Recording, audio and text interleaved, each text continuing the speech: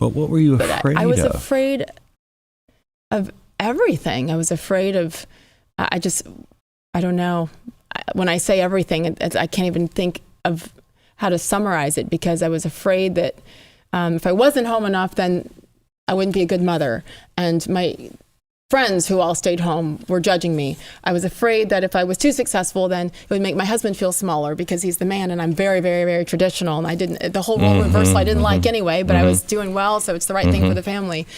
So I made myself smaller, oh my gosh, in every way, to try to make sure everybody around me didn't feel like I thought I was all that on TV and all the things. And then I was afraid to address the issues because I'm Catholic and we don't get divorced. You don't do that. I was afraid of the judgment. I was afraid God would be mad at me.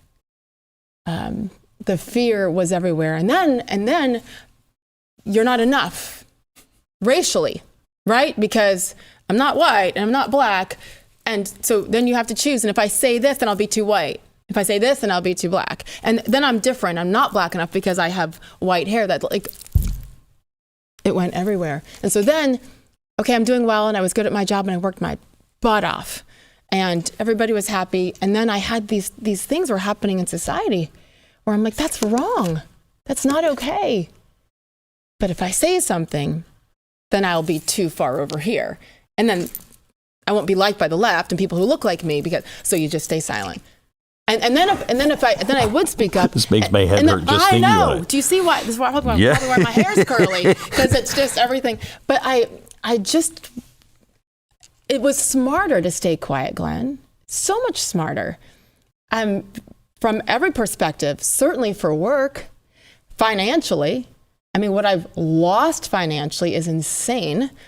But God, it feels good to be true to myself in every way now. And to realize that if I'm leading with my heart, and if I'm doing it in what I believe is the right way, leading with kindness, but strength as well, man, if you don't like me, that's kind of on you. Because I'm actually a really nice person and loyal and supportive. And if you don't like me because of my opinion, that's on you. It just took half a century to get there, and that's really annoying. But now, because of all the people I was around, including my leaders and bosses and teammates and coworkers and peers and people in my personal life, which I've made kind of obvious here, when you live in fear, I can't be around you because I need someone to continue to uplift me as well. Let's make a team. We're going to do this together.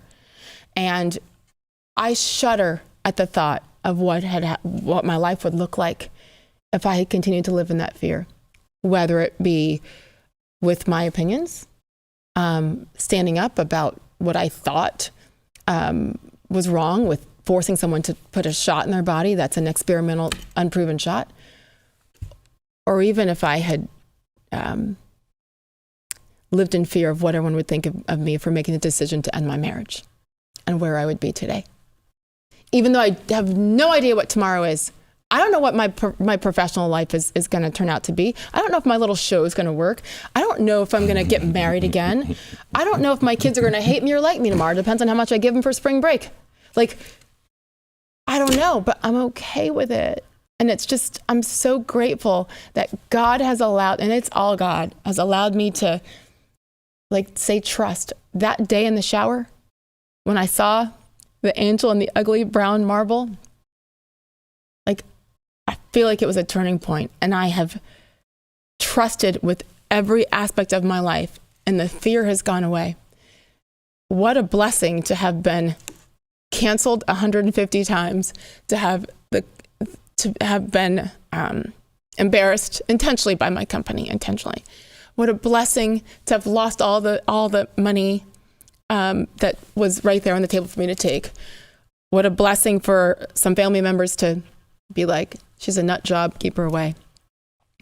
What a blessing to have been called a sellout, other names I won't say.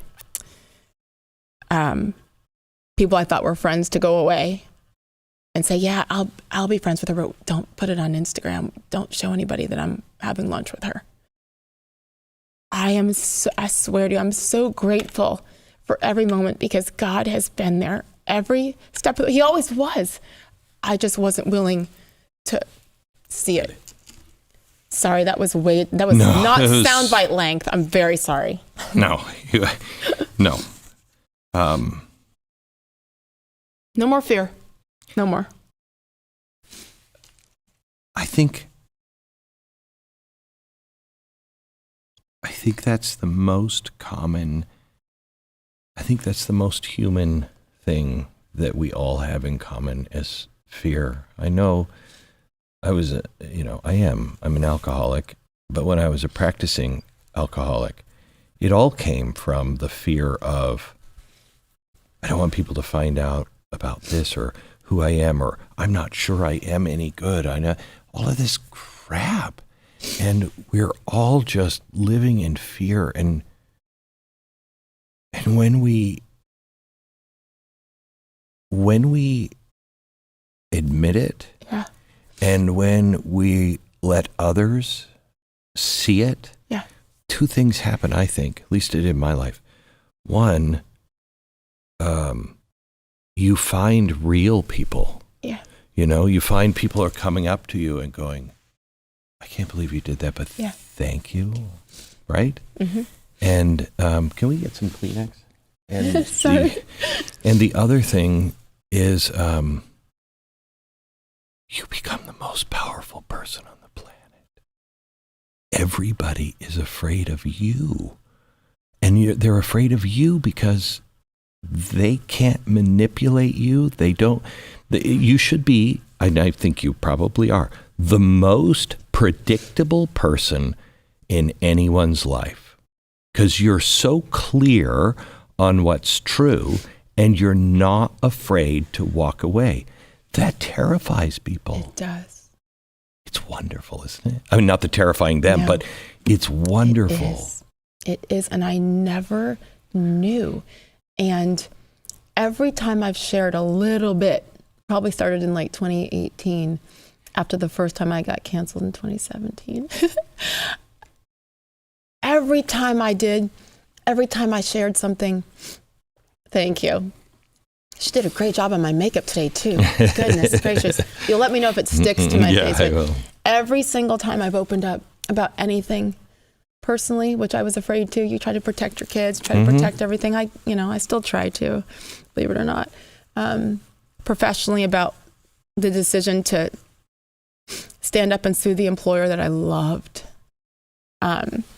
Every time I have received such a gift and one response from somebody on social media, on an email, at an airport, in a women's restroom, at a restaurant. The number of people now who come up to me, grown men in tears, thanking me because they're afraid to say something about women's sports and keeping men out of them for their daughters. It has overwhelmed me. And that's what I'm trying to do on my little show as well. It's like every time we open up, not only are we helping ourselves, we're helping others. And they say, oh my gosh, this person that looks like they have it all together and on TV and famous and money and all that, they're going through that too. So I now believe that, like, it is what it is. I don't even care. Think I'm a loser because I cry too much. But you're with me. I know. Exactly. But like, we are helping others just by being true to ourselves. Yeah, I know. And that is a gift. And I know that there's some strength in that. But to me, the credit has to go back to my faith. I wouldn't have done it without faith. No way. And what you have chosen to overcome and address, whether it's right here or in any other way, that's the win. And I actually think that that's how we all heal and recover as a society, is we stop trying to be so damn perfect and keep it all together and be so, like, no, I mean, do you see this hair? Like, there are so many imperfections here that now I just embrace them. Stop talking about your beautiful hair. Okay, look at mine. Great. Look at mine, then look at yours. Guess Stop. What? Naturally, mine is the same color as yours. Believe me. No. 100%. I'll show you later. The roots are back here. But I'm so great. This is what I said to my kids. Whether it be speaking up, standing up for yourself, or in relationships, please don't waste my pain. Please take my crap and use it and be better and smarter and wiser and fearless. And I'm so glad. And Glenn, the day before my lawsuit dropped in April of 2022, I spoke to each of my kids separately to say, this is what's happening tomorrow. One was in college and then 2 were in high school. And I just want you to know that this is probably going to be ugly. I don't want you to defend me. This is about free speech. And that's why I'm doing this. You and I have so much in common. I had the same conversation with my your kids. Oh my God. Like, I just didn't want them to feel the need to defend me, because it does get old. And teachers and coaches and other parents would say things to my kids. And I was like, tell them to talk to your mother. And that's when the ugly Sage will come out, because you touch my kid, I will cut you, I will hurt you, and I'll go to prison for you. But I said, don't defend me. Just remind people that everybody has a right to their own opinion and diversity of thought. That's all you have to say. And I said, but I'm sorry for what is to come, because I know it's going to be ugly. But just know I cannot be quiet anymore. And I'm so sorry, but I love you. And you know, each of them received it differently. My son, who's in the middle, I always say between my 2 crazy daughters, my saint son, who's like, oh boy, he's going to be the best partner someday. My son stopped what he was doing and he looked at me and he said, Mom, it's about time you stood up for yourself.